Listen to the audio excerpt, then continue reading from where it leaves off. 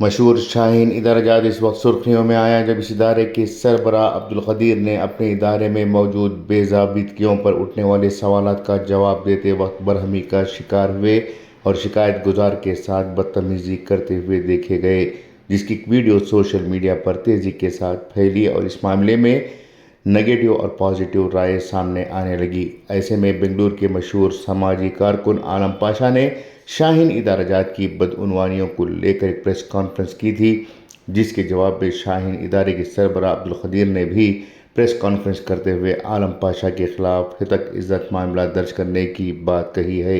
ऐसे में मामला इस कदर बिगड़ता जा रहा है कि अब आलम पाशा ने इल्ज़ाम लगाया है कि शाहीन इदारे ने न सिर्फ तलबा से बड़ी फ़ीस वसूल की है बल्कि सदका ज़कात के अलावा सरकारी फंड्स को भी गैर कानूनी तरीके से हासिल करते हुए शाहीन इदारे को एक तिजारती मरकज़ की तरह चला रहे हैं।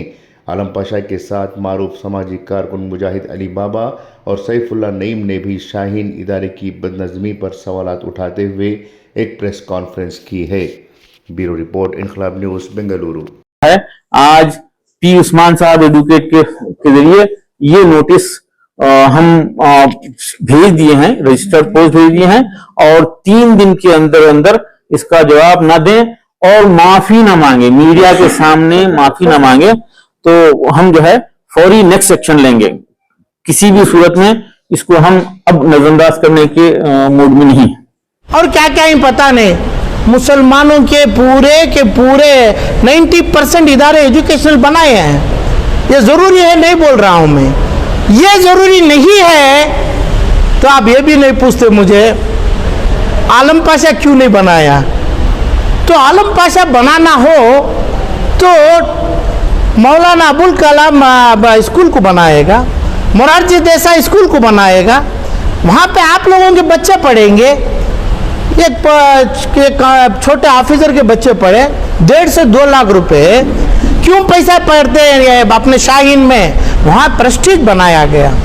तो जब प्रेस्टीज तुम्हें बनाया गया तो इज्जत नहीं है तो आपका बेटा क्यों पढ़ेगा ये मौलाना आजाद में। मौलाना आजाद आपके बगल में है, उसे क्यों तरक्की नहीं करे।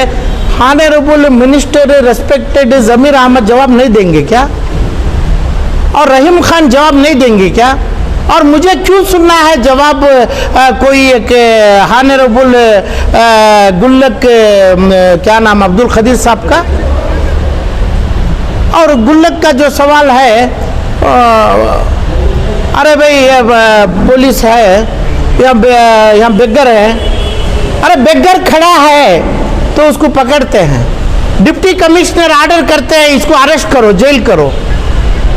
ये बेगरों को क्यों छोड़ा गया?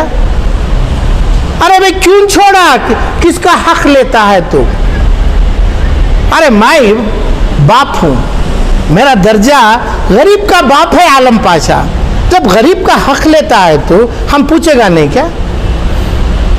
जब सदक़े की नाम करती तुम्हें, अरे भाई सदका कुरान बेचते हैं, अल्लाह का नाम बेचता तुम्हें, सदका लेने सदका को आपके लगाने आप कौन होते हैं? तो इसलिए क्या करते हैं, इस्लामिक इन्फ्लुएंसर को लाया जाता है। कौन है इन्फ्लुएंसर? वो पंजाब का एक बाबा है, समझ गए, और अपना मुनव्वर जमा है।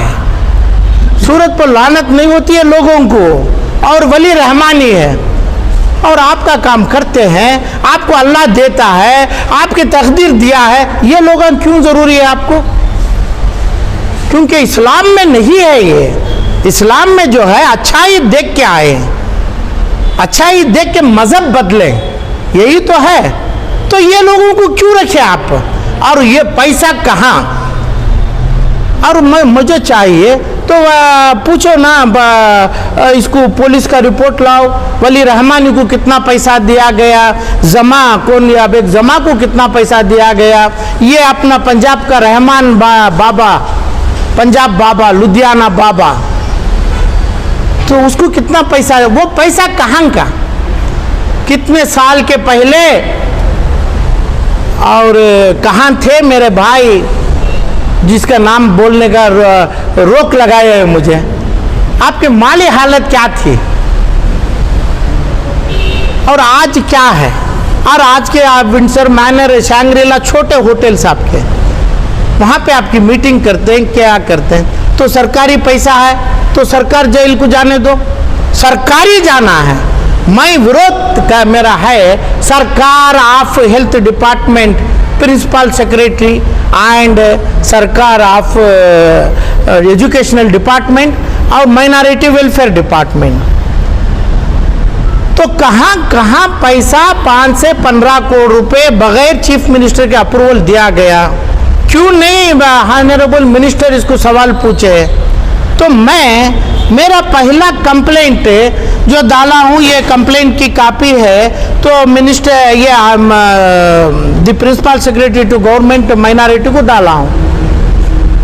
और मेरे पास ये सर्टिफिकेट है, मदनी कॉलेज वाले शाहीन के नाम से सर्टिफिकेट देते हैं। तब ये बच्चों के नाम से पैसा जाता है, मुझे बोलते हैं गली का क्या बोलते हैं, ऐसा बोलते हैं मुझे मेरा नाम भी कुछ को मालूम नहीं है, ऐसा बोलते हैं। ये मदनी ग्रुप कॉलेज को करे, ये बच्चा एप्लीकेशन स्कॉलरशिप को डाला, ये पैसा कहाँ जाता है? मुझे चेयरमैन ऑफ मदनी ग्रुप नहीं बोलना है, मुझे सीबीआई के डायरेक्टर बोलना है। ये पैसा कहाँ, कौन अप्लाई किया इसको, कौन से सिस्टम क्या है अपना स्कॉलरशिप का? तो पहले अपना माइनॉरिटी को अप्लाई करो, पोर्टल में अप्लाई करो, अप्लाई करते हैं, वो इंस्टीट्यूशन में पढ़ता हूँ मैं। तो ये ऊपर मदनी कॉलेज है, स्कूल है, ऊपर शाहीन ग्रुप है। एजुकेशनल डिपार्टमेंट कितना बड़ा गंदा काम करता है, कितना बड़ा चोर है। एजुकेशन मिनिस्टर, ये जो माइनॉरिटी वेलफेयर मिनिस्टर को क्या पता नहीं है क्या? तो ये ऐसे कॉलेज 1 लाख बच्चे, देखिए अब 1 लाख बच्चे जो है स्ट्रेंथ देते हैं। 1 लाख बच्चे कितना बड़ा चोर आलम पाशा है, आप नहीं है। 1 लाख बच्चे कहाँ से पढ़ सकते हैं ग्रुप में? एक पीयूसी का स्ट्रेंथ 110 बच्चे 50, और नंबर एक स्कूल को एक नंबर लेना है पीयू। इसमें मुझे ना ये इंस्टीट्यूशन से मतलब है, समझ रहे, ना मुझे ये कॉलेजों से मतलब है। स्कॉलरशिप कौन दिया? हेल्थ डिपार्टमेंट एक माँ के बच्चे को कैसा मारा? एक 6000 बच्चे का होगा, अब यहाँ 40 आदमी की होटल होगी तो 10 हेल्थ ऑफिसर आते हैं, 6000 बोलते हैं, 40,000 बोलते हैं। वहाँ हेल्थ का ऑडिट रिपोर्ट क्या है? हेल्थ का ऑडिट रिपोर्ट क्यों नहीं इशू किया है इन्हों? हेल्थ का ऑडिट रिपोर्ट क्यों ये लोग बिदर के लोग गली में क्यों आते हैं? अरे भाई क्या करते हैं? आलम पाशा को शर्म आती है? आलम पाशा आपसे माफी मांगता है, क्या इल्म है आपकी? अरे भाई ऑडिट, फूड ऑफिसर को बोला कि ऑडिट करो, ये माँ को जवाब दो, देखो ये सही है, इधर पे पॉइजन नहीं हुआ है। और स्कॉलरशिप के हद तक 10 करोड़ रुपए जो पैसा दिया गया, देने का पावर नहीं है, पैसा किसी को देने का पावर नहीं है। जिलानी मोकाशी साहब को पैसा देने का, साइन करने का पावर नहीं है, आलम पाशा बोलता है। और अब मेरे ऊपर आप जो कदम लेना है लीजिए, और जवाब मुझे मोकाशी देंगे, जवाब मुझे प्रिंसिपल सेक्रेटरी देंगे। ये लोग कौन है गली के? अब मैं ये गुल्लक काम को क्यों जवाब दूं?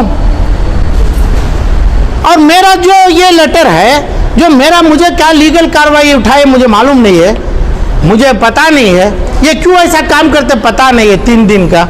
और इसमें पता ही है, मैं आपके टीवी से सुना 10 करोड़ रुपए पूछते हैं, तो 10 करोड़ रुपए मेरे से भी होना, 60 करोड़ रुपए गुल्लक का होना, 15 करोड़ रुपए स्कॉलरशिप का होना, और गुल्लक का पैसा बता के खतर का होना, सऊदी अरब का होना, ताजिकिस्तान का होना।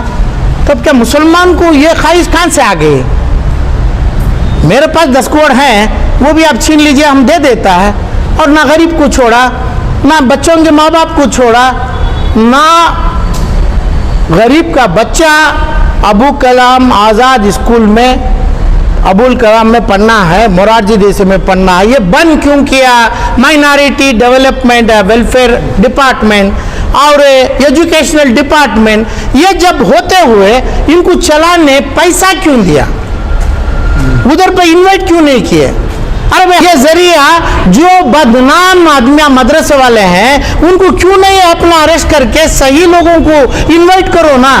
आप इन्वाइट करो, वो लोगों को दियो, तो ये कौन से पेपर में आ गया, कहां से ऑनलाइन में आ गया, ये कैसे इनको पैसा दिया गया।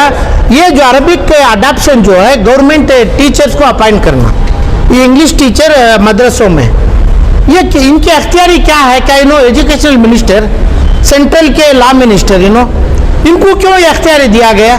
ये स्कूल का जो नंबर है, ये नंबर किसका के नाम लेके तुम्हारे पास कहां से 1 लाख बच्चे आ गए, 60,000 बच्चे आ गए, क्या लाख रुपए ले, 1.5 लाख रुपए ले रहे, स्कॉलरशिप का पैसा कहां जा रहा है। ये हरगिज मेरे बड़े भाई बोलते हैं, वो उन्होंने नहीं बोलना है तो सीबीआई ऑफिसर, माइनॉरिटी कमीशन है, माइनॉरिटी का जो वेलफेयर डेवलपमेंट है, वो मोरारजी यानी ये जो कौन है मोकाशी, जिलानी मोकाशी को के तरफ से बोलना है। तो ये जो दिया सही दिया क्या, मिस्टर इसका जवाब देने दो। देखो, बात जो हक होती है उससे पूरे स्टेट में क्या पूरे हिंदुस्तान में होना चाहिए। अब आलम पाशा साहब के साथ ना करके साथ देने का मतलब क्या है। तो इसलिए जब मैं सोचा, ये देख रहा था, वीडियो चल रही थी कि आज प्रेस मीटिंग है, इनके ऊपर 10 करोड़ का रखा गया है।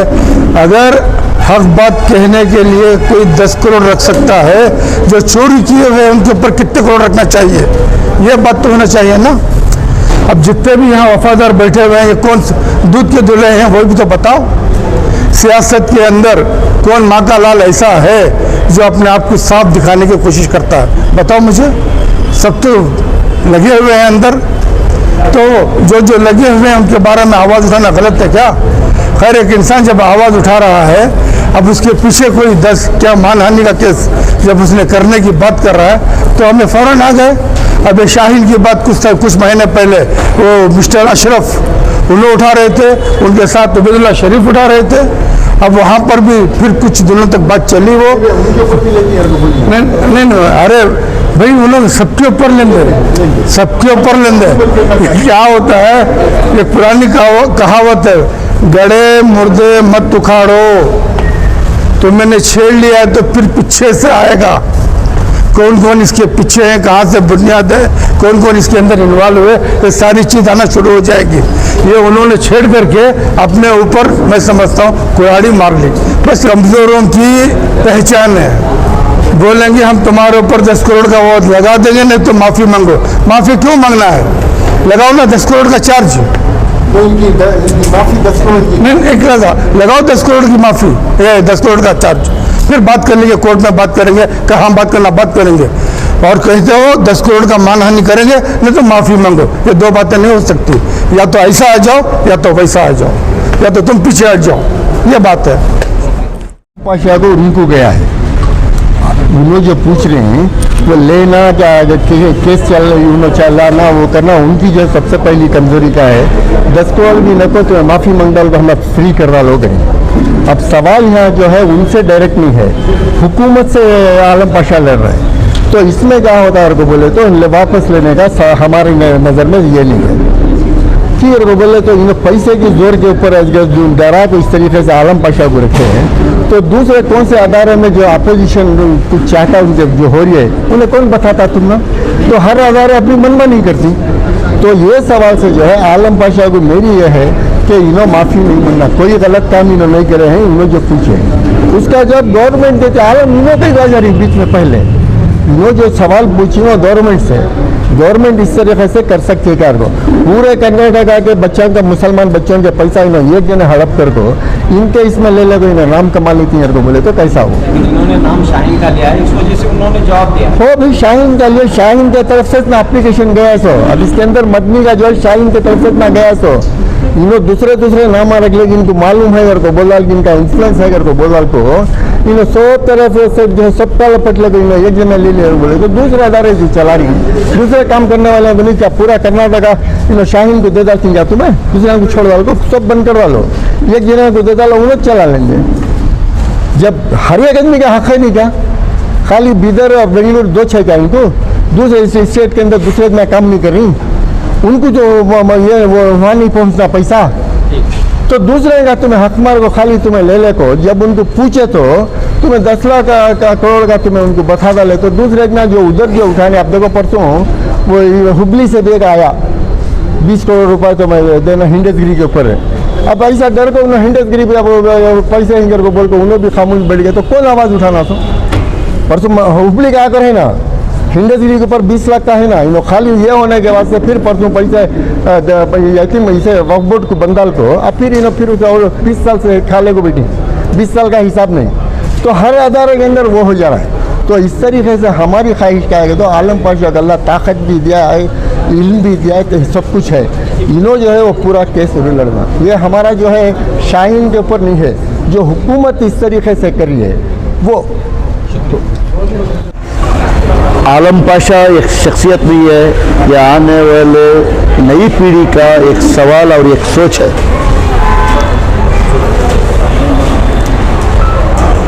पहले क्या होता था, जो भी गलती देखे हम खामोशी से इख्तियार कर लेते थे, अब ऐसा नहीं होता। हर इदारा अपनी ट्रांसपेरेंसी से काम करना ज़रूरी है। यहाँ पे हिंदुस्तान के अंदर कई जगहों पर मज़हब को बदनाम कर रहे हैं सिर्फ इन इदारों की गलत हरकतों की वजह से। ट्रांसपेरेंसी रखना कोई गुनाह नहीं है और सवाल पूछना कोई गुनाह नहीं है। आलम पाशा साहब सिर्फ एक इदारा शाहीन के बारे में इनका सवाल नहीं है, हिंदुस्तान के मिल्लत के लिए जो काम कर रहे हैं सब इदारों से इनका सवाल है। एक सोच है, आने वाले दिनों के लिए नई पीढ़ी, नए नौजवानों के लिए एक सोच है।